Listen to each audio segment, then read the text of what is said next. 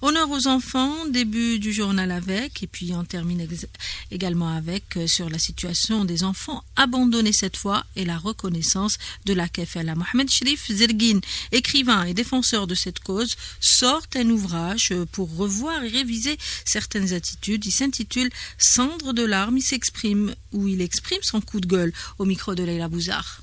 Ce qui me tient le plus à cœur dans toutes les recommandations que j'ai écrites, qui sont contenues dans ce livre, c'est notamment amender l'article 125 du Code de la famille algérien et rendre cette kefala définitive, parce qu'elle est précaire, elle est provisoire. On sait très bien qu'un enfant placé dans une famille kefala est dans une situation, excusez-moi l'expression, très précaire. Je m'explique. Dès que le kafil décède, c'est les héritiers du kafil qui décident du sort de l'enfant. En fait, il devient comme un mobilier, il est hérité. Un enfant ne doit pas être... C'est un être humain.